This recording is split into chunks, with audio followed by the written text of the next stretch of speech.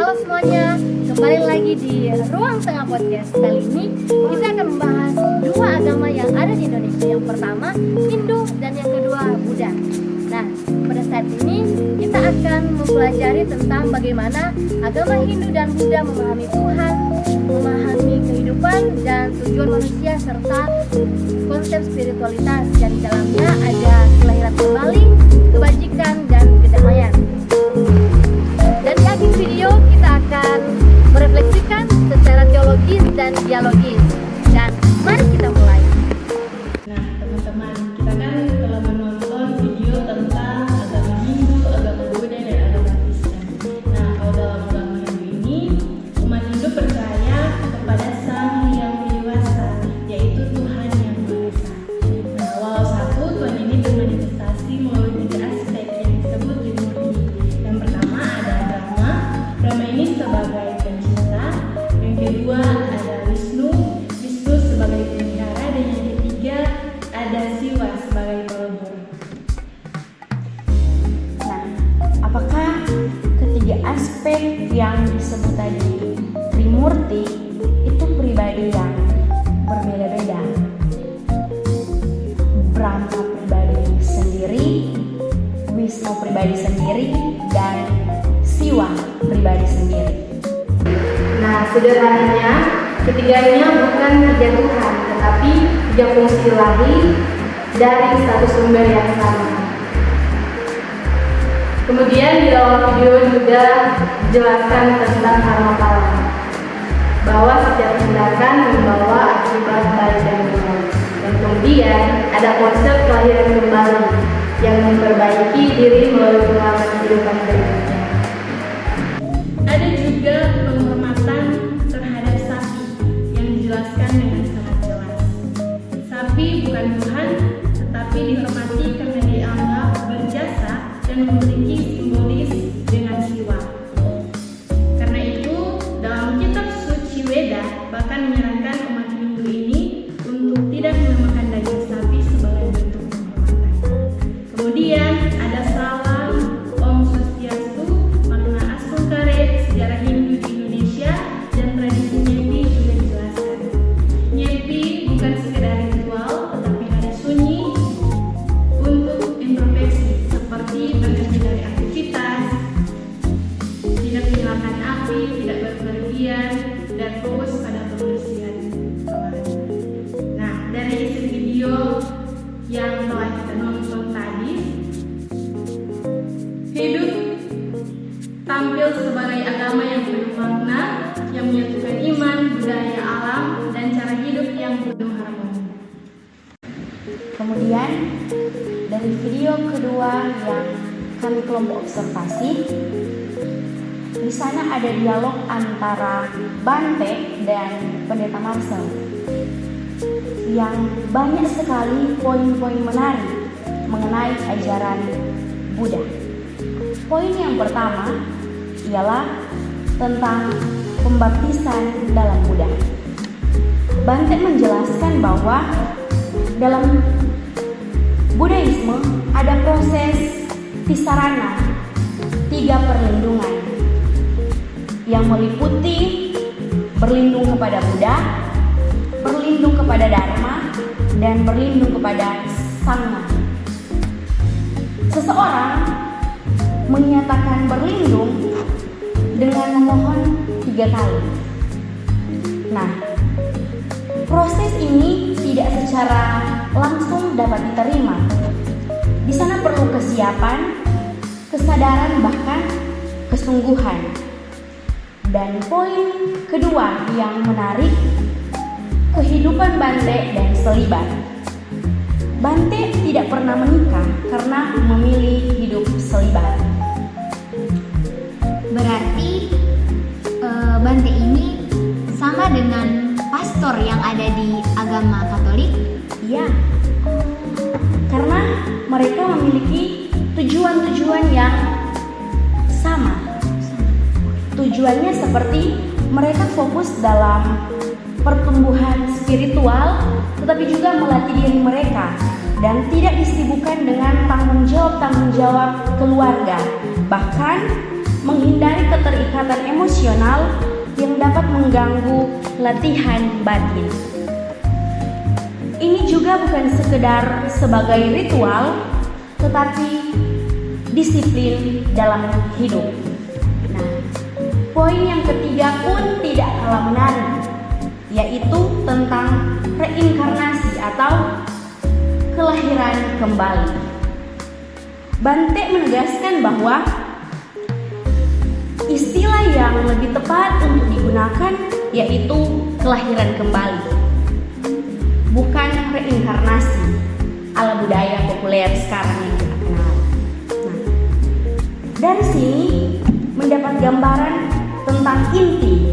Yang pertama, kehidupan kita sekarang dibentuk oleh karma masa lalu. Yang kedua, kebaikan mengarah pada kelahiran yang lebih baik. Dan yang ketiga, keburukan pun mengarah pada kondisi kelahiran yang berat.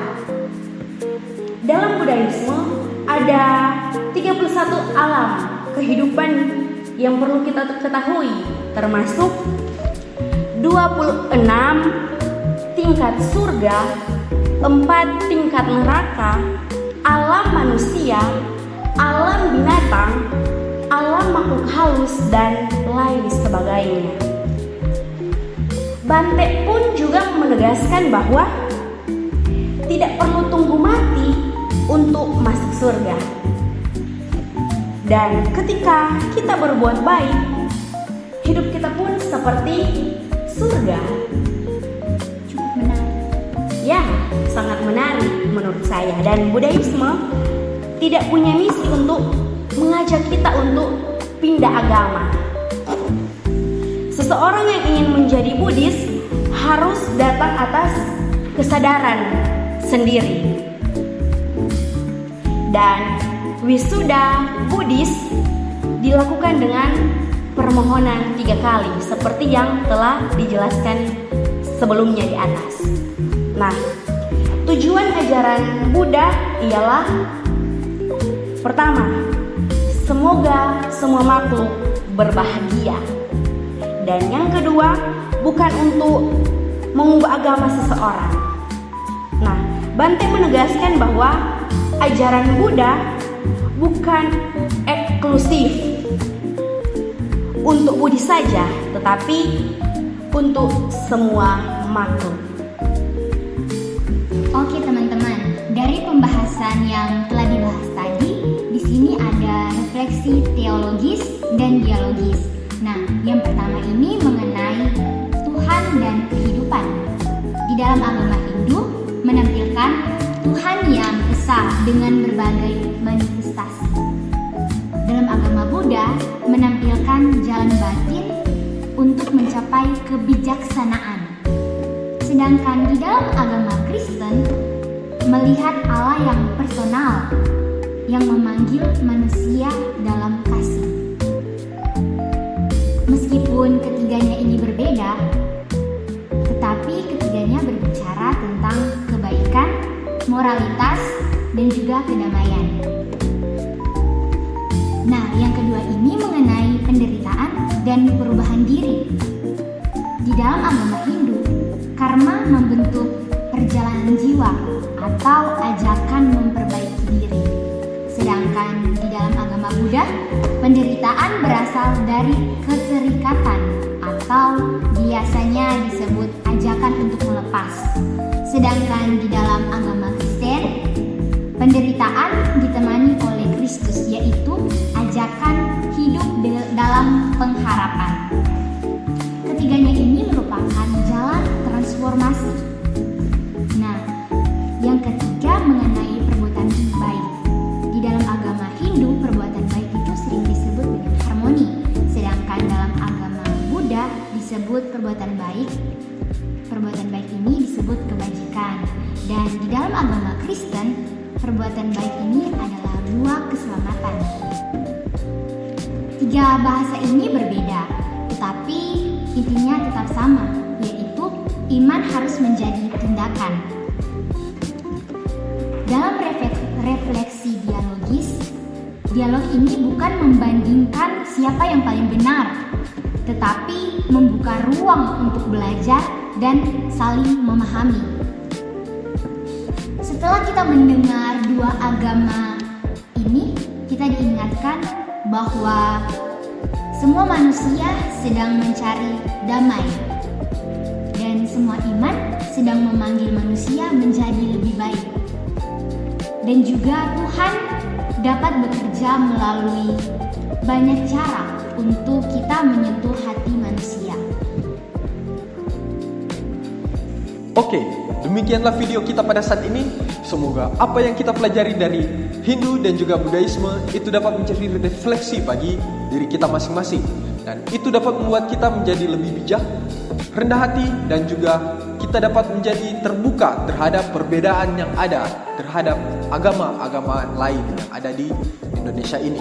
Demikianlah video kita pada saat ini. Terima kasih dan sampai jumpa. Om Swastiastu. Sabe Sata Bhavantu Sukhitata. Tuhan memberkati.